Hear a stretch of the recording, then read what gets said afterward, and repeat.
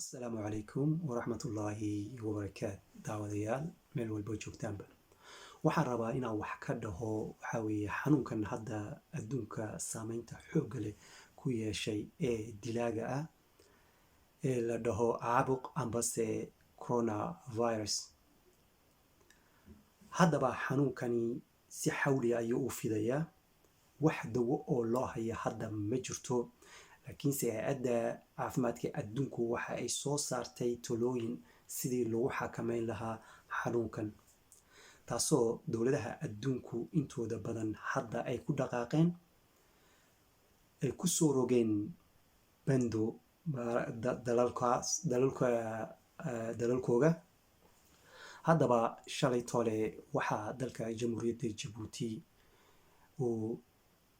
madaxweynaha dalka jamhuuriyadda jabuuti shalay uu ku baaqay in dalka lagu soo rogayo bando si loo xakameeyo xanuunkan dilaaga ah, isaga oo tix raacayo go-aamaha ambase talooyinka ay soo jeediyeen hay-adda caafimaadka ee adduunku, taasoo shalay uu ku baaqay dhammaanba shaqaalaha dowladda in la fasaxayo ilaa kuwa muhiimka ah ee daruuriyaadka mooyaane, sida caafimaadka oo kale, hay-adaha amniga sida booliska, militeerka, jendaarinka iyo wixii la halmaada ee muhiim ah, kuwaas ayagu inay hawshooda sii wadayaan ee fulinayaan. saa awgeed saynu maanta aanu arkayna waxaa weeye dadka reer jabuuti xaqiiqdii si wanaagsan ayay baaqa uga jawaabeen, guryahooga ugu ekaadeen. maanta wadooyinka jabuuti waxaa weeye way marnaayeen, waayo dadkii si wanaagsan ayay taladii u qaateen ay uga jawaabeenna. waxaan xaqiiqdii aad iyo aad aan ugu mahadnaqayaa dadka reer jabuuti sida wanaagsan ee ugu nugul yihiin amarka ka soo baxay dowladooda ee u fuliyeen isla markiiba go-aamada amba talooyinka ka soo baxday hay-adda caafimaadka ee adduunka. haddaba taas waa dadweynaha tallaabadii ay qaadeen oo iyagu sideedaba xaqiiqdii amarkii u qaatay. haddaba waxaan rabaa wax yar inaan dowladda laftigeyga aan u jeediyo codsi. ummaddii waxaa weeye ummadda reer jabuuti sideedaba waxaanu ogsoonahay 30% haddaysan ka badnayn waa dad yoob ku shaqeeyo. maalinka waxa ay soo shaqaystaana dabka saarta, wax meel u yaala ambase u harsoon aysan jirin. haddaba ummaddii waa isxeraysay. hadda kolka dowladda ayada maxaa la gudban sida dowladaha kale ee adduunku aanu u jeedna waxa weeyaan dowladda laftigeygu maanta waa ayada waqtigeyga weeye inay ummadda ay dhaqaalo la garab istaagto.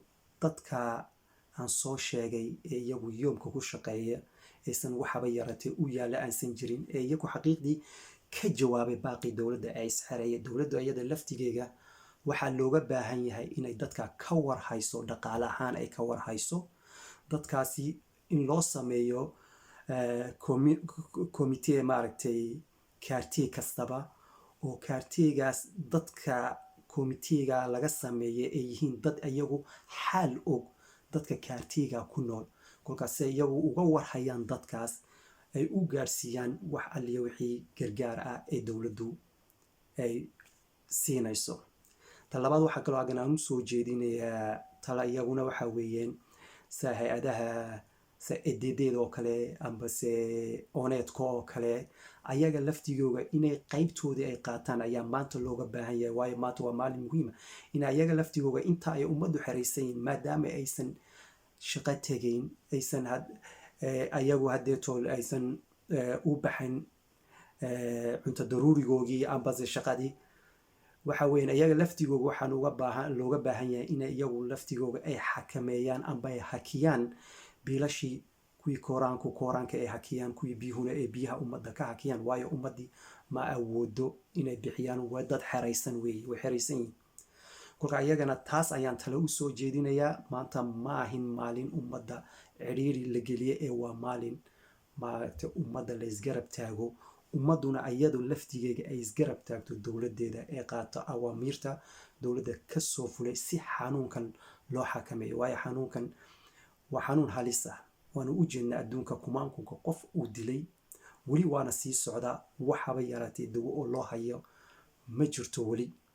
kolkaa dowladihii naga waaweynaa ayaa xanuunkan si xawliya u saameeya dhaqaalahayee ee caafimaadkooga heer sare gaarsiisanaa. annagiina waan ogsoonahay itaalkeenna inta uu leegyahay. kolkaa waxaan leeyahay dowladdu iyada laftigeedu maanta waxa weeye inay ummadda dadka taagta yar leh inay isgarab taagto ee dhaqaale ahaan isku garab taagto aad iyo aad ayay u muhiim tahay. ummadduna waxa weeyaan ayaga laftigoodu inay ilaaliyaan go-aanka dowladda ka soo baxay ee guryahooga ku ekaadaan ayagana waa muhiim oo waa loo baahan yahay iyaga laftigooga. kolkaa waxaan leeyahay aad iyo aad bay ummaddu u mahadsan yihiin sida wanaagsan ay uga jawaabeen go-aankii ka soo baxay dowladdana waxaan leeyahay idinkuna waa mahadsantihiin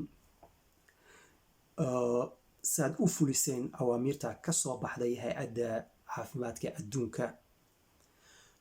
kolkaa ilaahayna subxaana wa tacaala waxaanu ka baryaynaa inuu xanuunkan adduunka ka dulqaado. gaal iyo muslim waa bani aadan weeye, ilaahay inuu dhammaanba naga dulqaado xanuunkan,